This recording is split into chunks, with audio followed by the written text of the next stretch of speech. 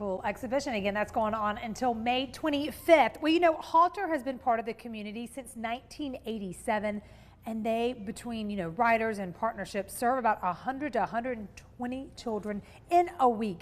We have got a couple people here to tell us more about their story, including a parent and board of directors, Ben Porter, happy to have you here, Miss Nancy Paschal, and Emma Jameson. So thank you for joining us. Let's remind people, in case you missed a segment we had y'all on about a month ago, and I'm like, we could talk about this for forever. Remind people exactly what Halter is and what y'all do. Halter, it stands for Healing and Learning Through Equine Relationships. So in partnership with horses, we provide services for children with challenges. That could be occupational or physical therapy, therapeutic riding, or equine assisted learning. Oh, that's smart. Emma, how did you find yourself involved with the horses? Actually, it was through my mother. I was born with a condition called cerebral palsy, and she was looking for different therapies and things like that. So in combination with Botox and riding a little pony named Red Tag, I was able to kind of enhance more movement. I came back as a volunteer throughout high school and college, graduated college in the middle of COVID with no idea what was coming next. Oh my gosh, what a scary time just in general, right? And saw Halter was looking for some help. I threw my hat in the ring, and the rest is kind of history. But personally, I was riding on my college's equestrian team and then transitioned to para dressage, which is horseback for individuals with disabilities who compete on the international stage, and was competing alongside the gold medal Paralympic team. That's kind of like a really big deal, Emma. You're so modest about it. Like, yeah, you just kind of did that. But, you know, I bet, like, you know, when you were born, your parents may have been like a little like, are we going to have a normal life? What are you going to do? And then look at you.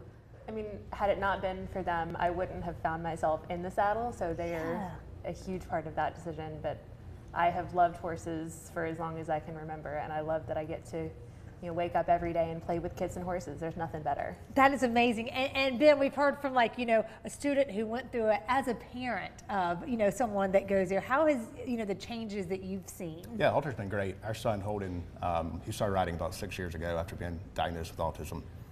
So we were looking for different programs to help him to excel. And my wife found Halter. Holden began as a 4-year-old rider.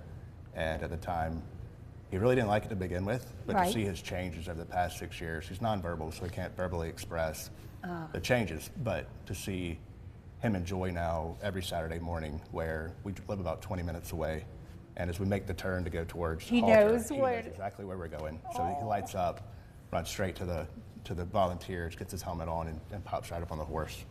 So it's been a great experience for Holden, but also as a parent and a board member. You know, it's kind of its own little community when you drive through the Red Gate on a Saturday morning, meeting with parents and kind of talking about the week. You know, they have children that have their own special needs or special circumstances.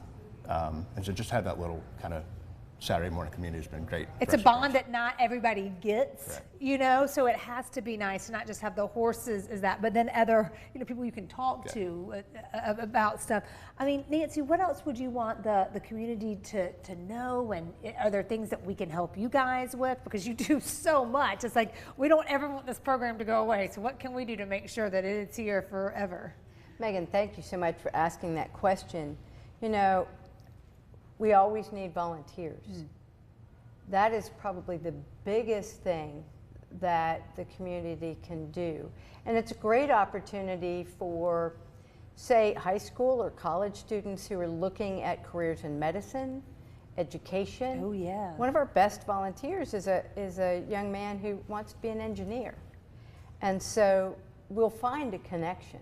Yeah. And our volunteers find connections. Retirees are wonderful because they can work hours that others can't. Yeah. And candidly, we live on donations.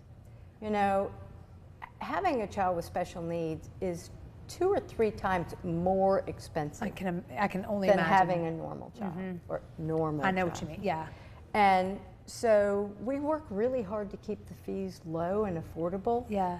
So the way we do that is we subsidize every single lesson, every service, every hour with donated funds. God, you're so good. And you've got a kind of a fun derby event coming up. You want to explain that in 30 seconds? Sure.